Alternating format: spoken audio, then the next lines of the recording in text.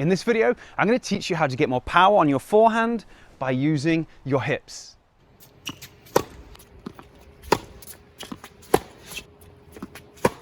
The chances are, if you're trying to get more power on your forehand, you've already watched a bunch of other videos, which is why this one is going to be a little bit different.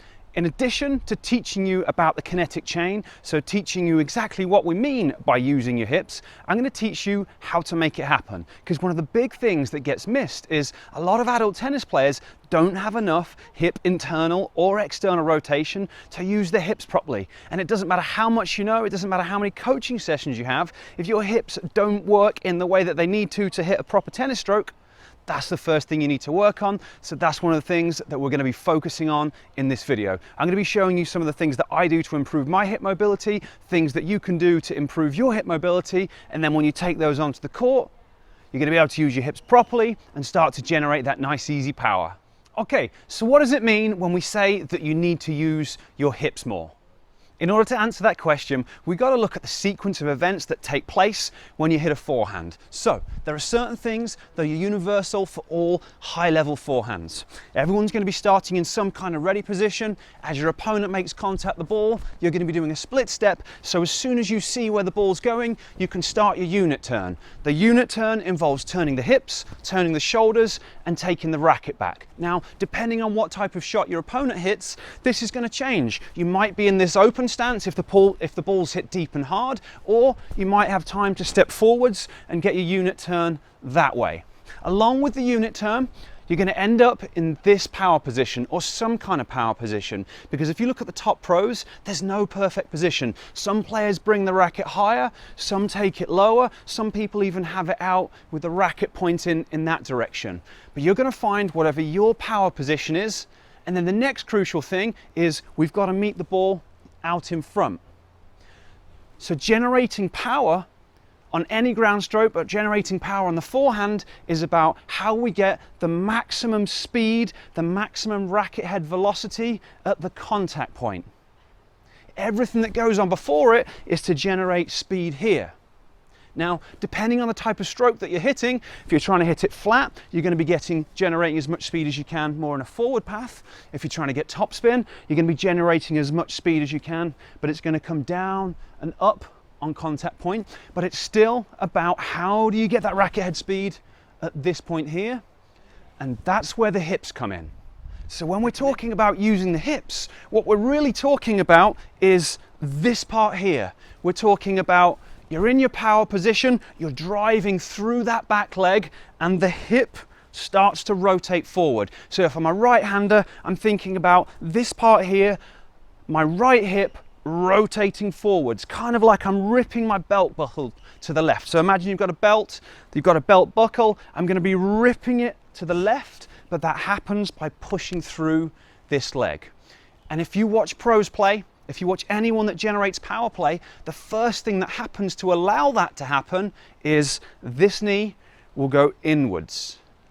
So this movement is called internal rotation. Normally as people load up, as they do that unit turn, the leg goes into some kind of external rotation. To start the movement, we need to internally rotate the knee, internally rotate the leg, which then allows us to push through and then allows the hip to move. So that's what people are talking about when they talk about using the hips more. It's driving, letting the knee cave in, driving through that leg, using the hips. The hips then start the sequence with the upper body turning, and then that's what really starts to generate the racket head speed to allow you to get to the contact point. So now that you know what we mean by using your hips to generate power, we've got to talk about how you make it happen. The first thing is you need good timing. This is one of the big areas where intermediate beginner players fall down, is they end up swinging too late, and because they swing too late, they don't have time to do things properly, so they end up forcing and arming the ball to try and generate the power. Now the way you solve that problem is to swing earlier. although that's a little bit easier said than done, because most of the time the reason people swing late is because their visual system isn't working quite like it should and they can't judge exactly when to swing. Now, I'm not going to cover that in depth in this video because I've got a lot of other videos on it, and I've got a video in a link down below that's going to give you a lot of help.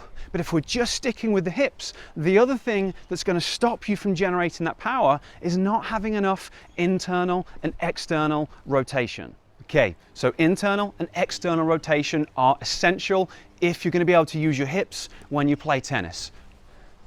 The first movement that happens when the knee drives in is internal rotation. Now, I have a lot of problems with internal rotation. This is something I personally spend a lot of time working on, and there's a lot of adult tennis players out there that are far more restricted than me. It's just one of those things that people tend to lose if they don't really work on it specifically. So you need to have enough internal rotation to then allow you to drive through that leg. So we've got internal rotation going in. Then once you've used that internal rotation and you're pushing through the leg, now we end up in external rotation. So we need both internal rotation and external rotation in order to use the hips. Okay, so now we need to look at some drills, some different things that you can do to work on your internal and external rotation. I'm going to show you some of the things that I do. You can put them together in a little bit of a mini series, and when you work on these things every day, it's really going to start to make a big difference in how much power you've got. You're going to take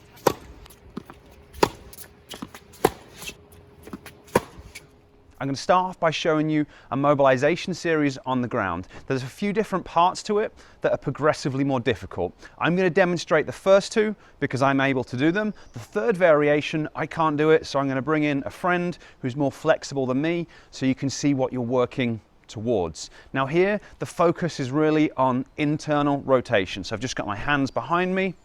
I'm rolling and I'm trying to get my knee down to the ground. So in order to do this, I have to internally rotate. And if you remember, this is the movement that starts off that leg drive and starts off enabling you to use your hips. So we're just going to rock from side to side, just trying to get my knee all the way down to the ground. Now, depending how flexible you are, you may or may not be able to do this. It's taken me a while to get to do this because this is a movement that I really struggle with, and it's something that I work on a lot. So initially when I started doing it, I could only get to here and then things would start hurting. So if you can only get to this point here, that's totally fine, but you're only going to do what you can without pain. So if you get some kind of weird feeling when you get into this area, don't push through it. Just start with a really small range of motion, do what you can without pain, and then as you ease off, and this might take weeks, it might even take months, but as things start to loosen off, hopefully you'll be able to go further and further until you can get all the way down to the ground. Okay, so that's variation one. For variation number two, we're going to try and do the same thing, only this time without our hands down. So we've just been dropping the knees like this. Now we're going to try and perform the same movement with the hands up. A lot more difficult. It's going to require a little bit of strength as well. This is something that I find particularly difficult, and what you'll see is when I go to the left, I struggle quite a lot, but it's something that I'm continuing to work on so that I can use my hips more when I play. So if you can't do this, that's totally fine. It's something that you might need to work up to. So let me show you what it looks like. I'm just going to be rolling down, trying to keep my body upright as I do it. You can see when I drop my right knee in, it's a little bit easier, but as I drop my left knee in, I can't quite keep my foot on the ground because I'm restricted in this area. So you're just going to do the best that you can and work on it to hopefully improve that hip internal and external rotation. For variation number three, you're going to try it with just one hand on the ground at a time. So obviously you're going to have to work on both sides. I'm going to show you what it looks like when you can't do it, and then I'm going to bring someone in who can do it to show you what it should look like and what you're going to be working up to. So I'm going to start with my right hand down. I'm okay going this way, but then when I try and rotate the other way, it becomes very challenging. And you can see I can't get all the way down. It's a lot better than it used to be. I'm a work in progress. Okay, so it doesn't hurt me, but it's very restricted. So I don't want you to go into an area that's painful. So that's how bad I look when I do it with my right hand down. The left side is going to be a little bit worse because this is my left internal rotation. So I'll start off in the easy direction and then I'll try and go, and you can see I'm nowhere near the ground. This is one of the things that really limits my ability on the tennis court. So I spend a lot of time trying to work on this stuff, because if your body doesn't move in the way that it needs to hit the ball and to hit the ball efficiently, you're never going to be able to do it. And that's why it's really important that you focus on addressing these movement limitations, so then you can step on court and have the efficiency and the power on your forehand that you really want. So now I've shown you how not to do it. I'm going to bring a friend in. He's going to show you how to do it properly. Okay, so Oisin is going to show you what it should look like. He's going to start with his right hand. As you can see, his knee goes all the way down because he's got enough internal rotation in his hips. This is really what it should be like. This is what you're going to try and build up to. It's certainly what I'm trying to build up to. He's now going to show you with his left hand. You can see on this one, he is actually a little bit more restricted dropping his left knee in, but he can go all the way down. So although he's really good, he's still got a little bit to work on to really allow him to be as efficient as possible when he's hitting his forehand. Now I'm going to show you a number of mobilizations that you can easily do when you're on court. We're going to start off with some bent leg internal external rotation. So you're just going to lift your knee forwards and just create a pendulum like motion. So the aim is to keep my pelvis still and just create as much movement as I can from my hip itself. So if I go too far, my hip's going to hike up. So I just want to try and keep it nice and relaxed like so. I'm going to do that both sides. Just trying to get hip internal, external rotation. Now obviously if you struggle with balance, make sure you're safe, hold on when you do this, but it just opens up that internal and external rotation. Because we need so much mobility when we play tennis, it's a really good idea to also work it a little bit wider. So you might be able to take your knee further out than this, but for me, that's the limit that I've got. So I'm going to try and do internal, external rotation out there. So I'm taking my knee as wide as it will go, still keeping my pelvis pointing forwards, and then internal and external rotation under control right there. Now that we've worked on straight internal and external rotation, we're going to add a little bit more motor control to help strengthen the muscles and improve your coordination. So we're going to raise the leg forwards, we're going to internally rotate it, and in this position, you're going to make circles. So you're going to be trying to hold that internal rotation as you make the circles. Notice that I'm going quite slowly. I can go quicker, but it's going to require more strength and more control to go a little bit more slowly. And again, we want to do this in a number of different positions. So I'm going to take my leg out to the side as far as I can go, keeping this internal rotation. And again, trying to make controlled circles in this position. I want to work both different directions. And then I'm going to bring my leg in. I'm going to take my leg as far back as I can. And I'm going to try and perform circles with internal rotation back there. The aim on this one though, make sure you keep your pelvis nice and still. You don't want to be arching your back when you do it. You can do the same variation as the other side. So I'm going to internally rotate my leg and perform circles under control in this position, trying to keep the pelvis nice and still, trying to make a smoother circle as we can. So this is training all of the different muscles in and around the hip to be able to control things with this internal rotation. Again, we've got to work a number of different positions because of the requirements of the different shots that you can play when you're on court. Again, I'm going to go backwards, try and use the range of motion that I've got. I'm holding that internal rotation. I'm trying to keep my knee twisted in all the way through the movement. Now we've got to do the same thing in external rotation. So I'm going to be externally rotating my leg and then trying to do the circles. And what you'll find when you do this is it's going to challenge things in a different way. It's going to require more strength from the muscles on the inner thigh. So nice and slow, try and be as controlled as you can. Again, a few different positions. So I'm going to go out to the side a little bit more. Again, trying to make controlled circles. And then I'm going to go back as far as I can. Again, controlled circles. And you can see all the way through this, I'm keeping my fingers on my pelvis just to try and remind myself what I'm trying to do, that I'm trying to keep this still and just move from the hip. Same thing the other side. I'm going to externally rotate, twist my leg out, and then work on the controlled circles in this position. And again, what you're going to find is it might start to be challenging on the quads, might start to be challenging on the inner thigh, but that's perfect. That's exactly what we're after. Your hips need to be able to do a lot of different things when you play tennis. That's why when you watch guys on TV hitting these amazing effortless forehands, one of the things you need is to develop this control, flexibility with your hips.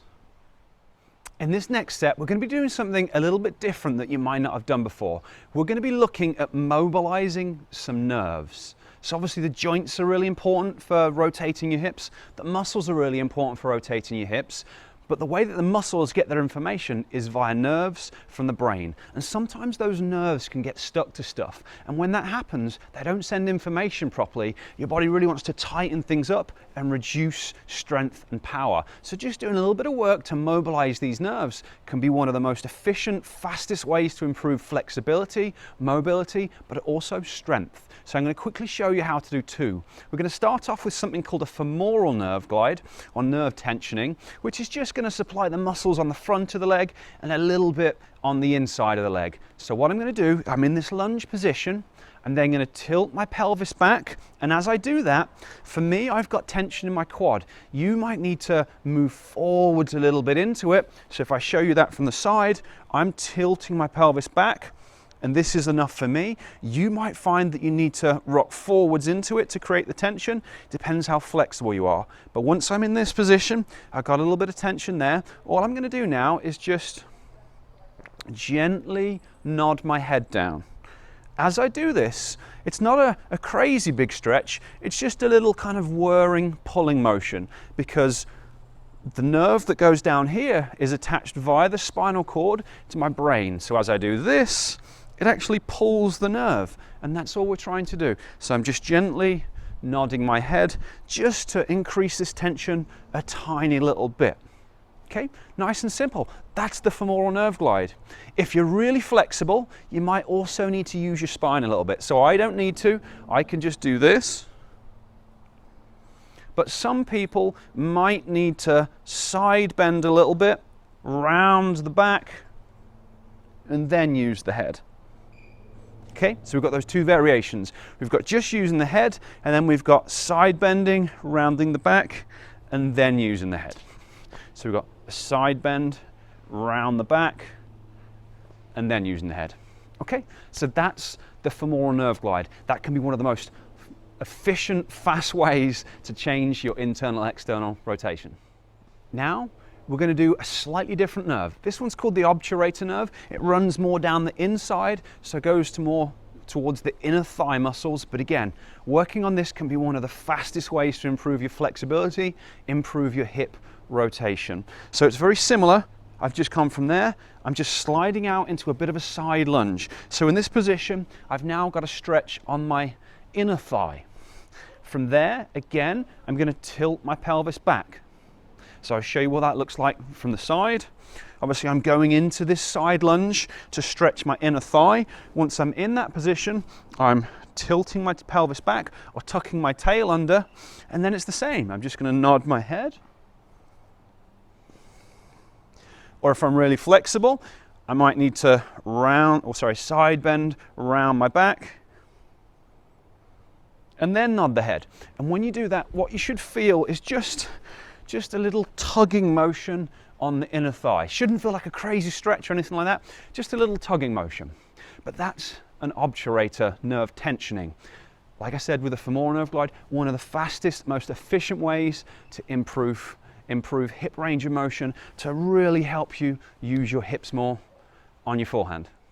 So now that we've worked on improving the flexibility, the range of motion, and the control of these different muscles, we need to learn how to integrate it, how to put it back in together in a way that's going to help you to generate power on your forehand. So what I'm going to show you how to do is a cool drill called a hip turn that's a really good idea to practice on a regular basis. You're going to set up pretty much in your ready position. This is actually something you can practice at different widths, but what I'm going to try and do is I'm going to try and get from having my feet pointing forwards, having my body pointing forwards that way, using my hips, trying to rotate that way.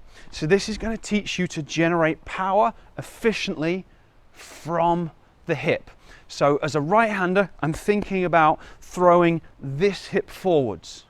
So I'm thinking about my right hip throwing forwards. Or if you're thinking about the belt buckle, I've got my belt buckle, I'm ripping the belt buckle to the left to create that movement. Now when you do this drill, we're trying to stay low. So I'm trying to rotate as quickly as I can.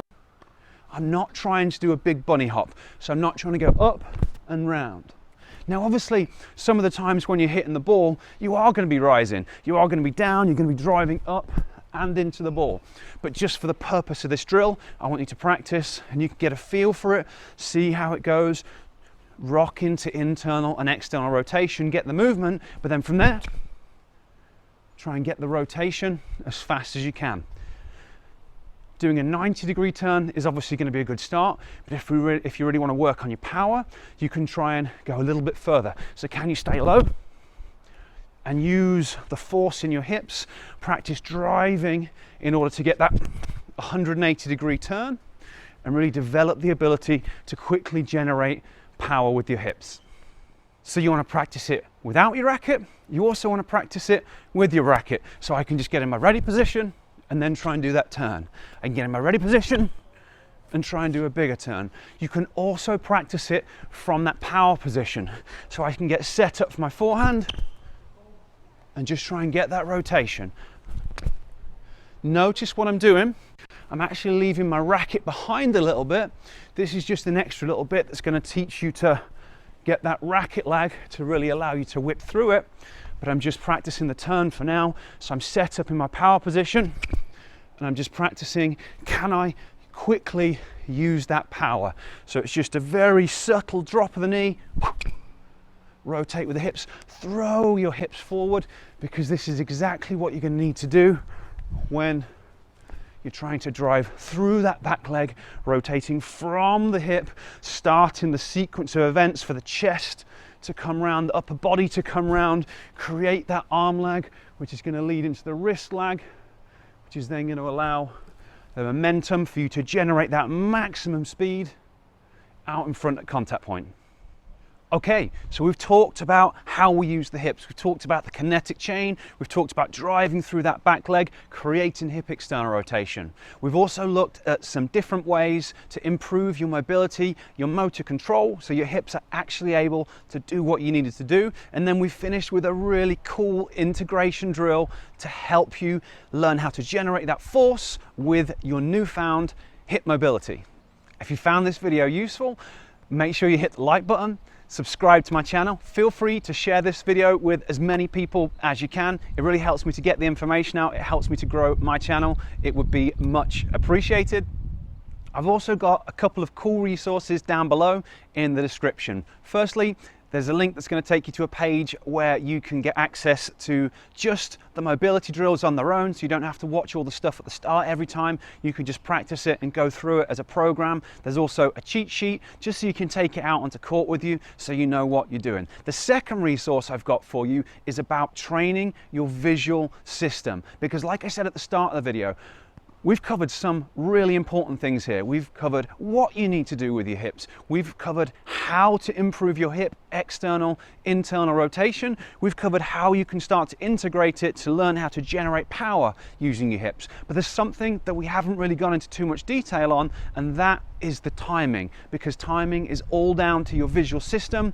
You got to know exactly when to do it. Even if you know how to do it, what to do it, you've got really mobile hips, you can integrate it well. In order to time the ball out in front, in order to get that maximum power, you've got to do it at precisely the right moment, and that's all about your visual system. So I've created a free video that's going to teach you how to train your visual system, how to assess a couple of the most important visual skills that are required to judge distance, to judge when to swing, so you can download that also, or you can click the link and then download that video. It's going to be an awesome accompaniment to this video, because when you start to be able to use your hips and you can swing at the right time, that's when you really get that awesome, easy power.